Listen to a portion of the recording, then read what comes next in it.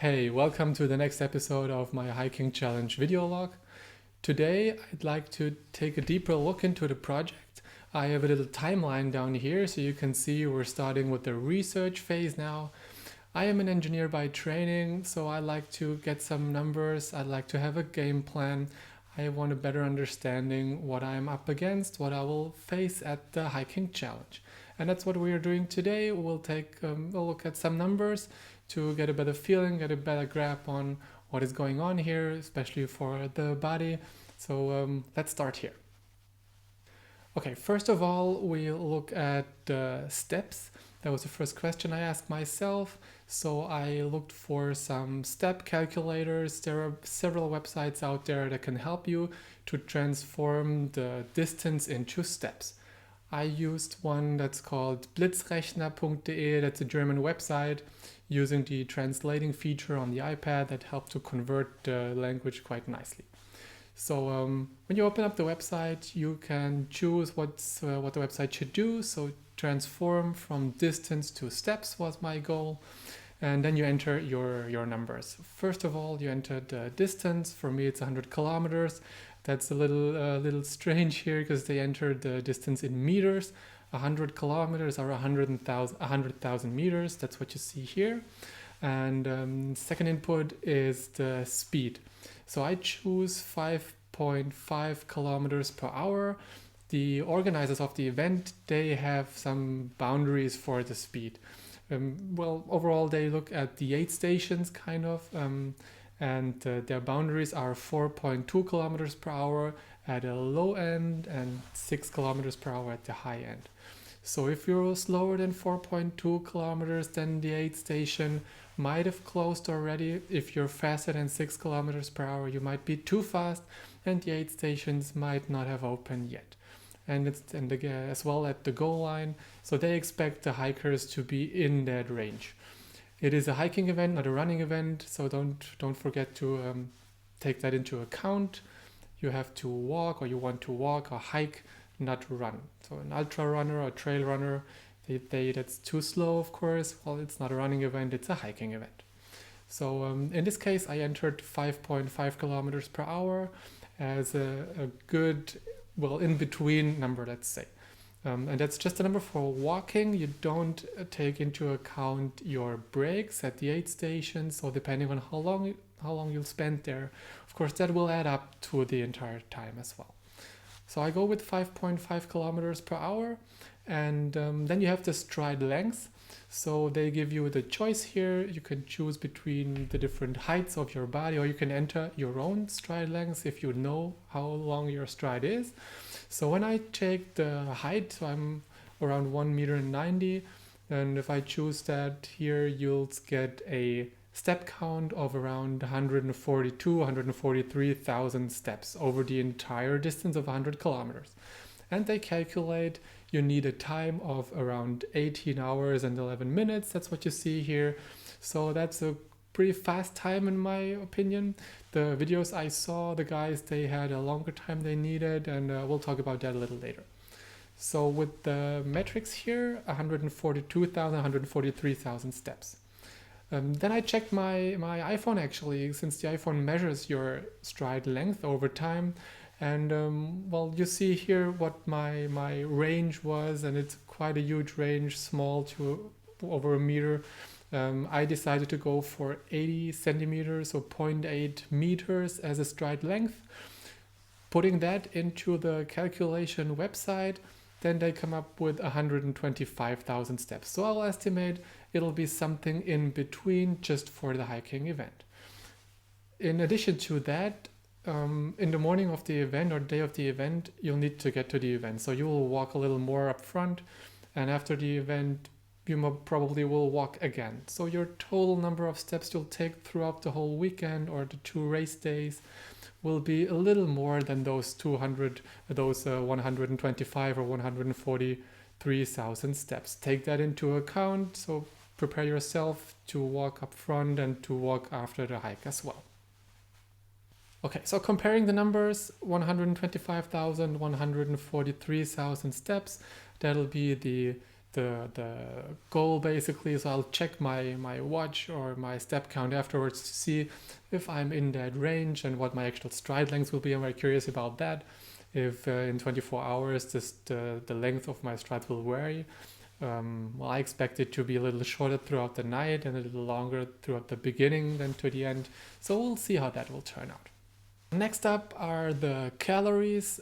Again, I looked up for a calorie calculating website.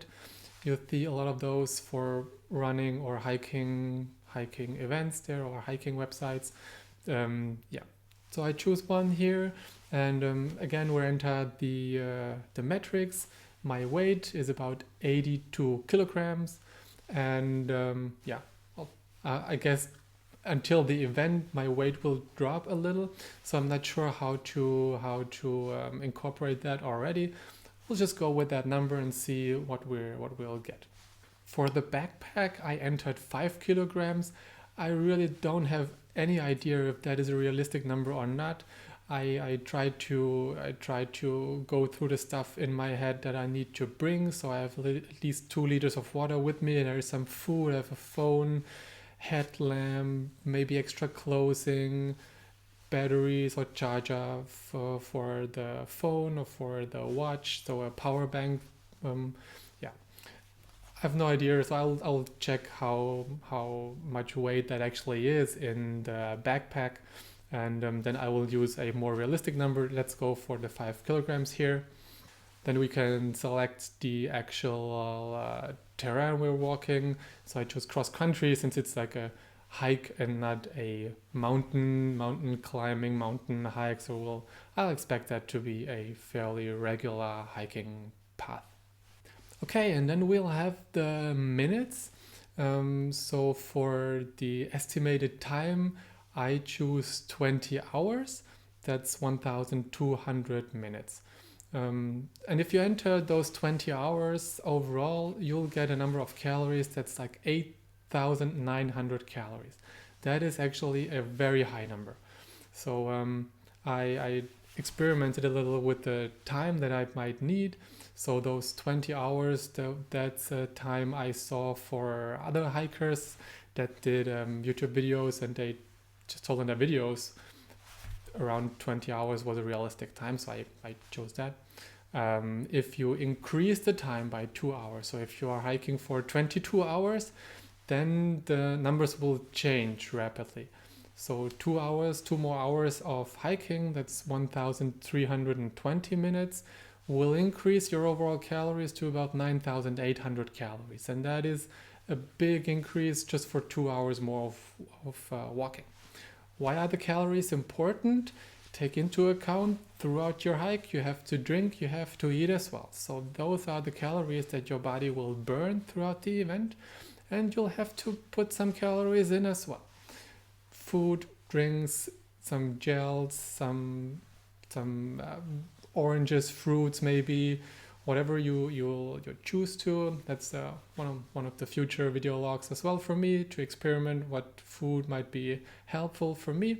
So take into account, you'll burn a lot of energy, you'll have to get the energy back into your body throughout the event. Let's sum up the overall metrics. So we'll have a 100-kilometer hike. We'll need around 125 to 142,000 steps throughout the hike. I estimate 20 to 20 hours of hiking time with an additional time for the aid stations. We'll see how that will turn out. The overall climb is around 1,060 meters, so that's not too much. I will not take that into account, so no mountain or climb training for me. The backpack is around 5 kilograms. We already covered that. I will get an updated number as soon as I figured out what stuff I will take with me. And that brings you to around 9 to 10,000 calories throughout the entire hike. And a nice number I researched for the event of last year. There were around 2,000 starters with a 50% of finishers. So only half the people started. They made it through the finish line. I'm really curious how it is this year. I guess the weather is a big factor here. If it's sunny, more people will make it to the finish line. If it's raining, it'll be a lot more challenging for the body. So we'll see what it will be this year. So on the first episode, I told you I tried to reach out to other ultra runners, trail runners to get some insights. And one of the runners I'm following on Instagram and on YouTube and social media is Courtney Dauwalter. She's a ultra trail runner from the US. And on her Instagram page, she announced for this year that she'll take part in 2 100-mile races. 100 miles, that's 160 kilometers, so further than the hike I will do. And she'll do 2 of those runs actually with just a short amount of time in between, which is quite a tough challenge. So I saw the post on her Instagram page and I commented on that post that it'll be my first 100-kilometer hike this year. And she actually answered and wished me fun for the event. It was a nice gesture to see her comment, and it gives you an indication of the community there is out there in the trail running world and in the endurance running world. There is a nice video on YouTube by Salomon, the gear producing company, and one of their coaches, he said, in the trail community, it is not about speed. It is about making it to the goal line. There is one quite interesting combination. One of the top France ultra trail runners, he took part in a US event, and one of the top US runners, he offered to pace the France runner.